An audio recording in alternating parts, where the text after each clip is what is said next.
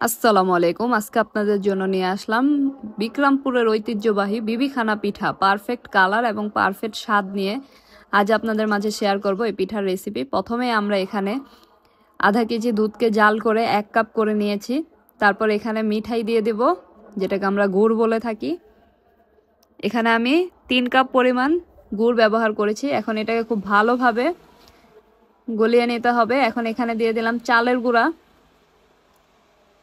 চালের গুঁড়াগুলো দিয়ে খুব ভালোভাবে আস্তে আস্তে মিশিয়ে নিতে হবে, না হলে এখানে এগুলো দলা পেকে যাবে। এই যে আমি 1 কাপ করে দিচ্ছি আর ভালোভাবে এটাকে মিক্স করে নিচ্ছি। এখানে আমি 3 কাপ মিঠাইতে মোট 6 কাপ চালের গুঁড়া ব্যবহার করেছি।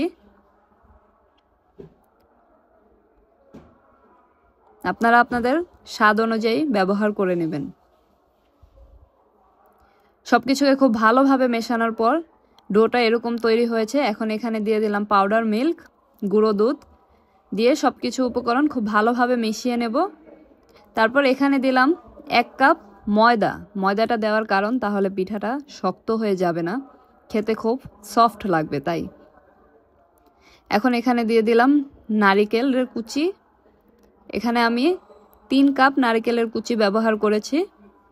এখন সবকিছুকে খুব ভালোভাবে মিশিয়ে নিচ্ছি। দেখতেই পাচ্ছেন ডোটা কিরকম ঘনত্ব রয়েছে, আপনারা এরকম বানিয়ে নেবেন। তারপর আমি এটাকে রেস্টে রেখে দিয়েছিলাম প্রায় 2 থেকে 3 ঘন্টা, কারণ চালটা শুকনো চাল ছিল, তাই এটাকে রেস্টে রাখার পর দিয়ে দিলাম ঘি। ঘিটা দিয়ে খুব ভালোভাবে এটাকে আবার একটু মিক্স করে নেব। এটাকে পারফেক্ট একটি কালার আনার জন্য আমি এখানে একটি এই যে মোল্ড নিয়ে নিয়েছি কেকের, এটা কেক বানানোর। এটার মধ্যে আমি এখন চুলায় গরম করে গরম অবস্থায় ঘি দিয়ে দেব। দেখতেই পাচ্ছেন একদম গরম অবস্থায় এটার মধ্যে এখন ডোগুলোকে ঢেলে দেব। এটাকে গরম অবস্থায় ঢালতে হবে, না হলে পারফেক্ট কালারটা আসবে না। তারপরে এটাকে এখন ঢাকনা দিয়ে ঢেকে একটি পাতিলের মধ্যে একটি স্ট্রেনার দিয়ে তার উপরে বসিয়ে ঢাকনাটা দিয়ে ঢেকে দিতে হবে, এবং উপরে যে ছিদ্রটা রয়েছে সেটাও একটি কাগজ দিয়ে বন্ধ করে দিতে হবে, যেন ভিতর থেকে কোনো পরিমাণে হাওয়া বের হয়ে না আসে। এখন আমরা ফিরে আসলাম প্রায় 3.5 থেকে 4 ঘন্টা পর।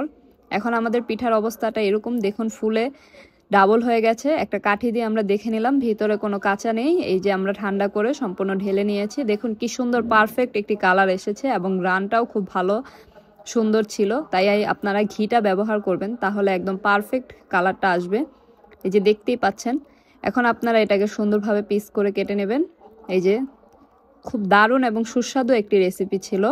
আজকের এই রেসিপিটি আমার 5000 ফলো হওয়ার উদ্দেশ্যে আপনাদের জন্য শেয়ার করলাম।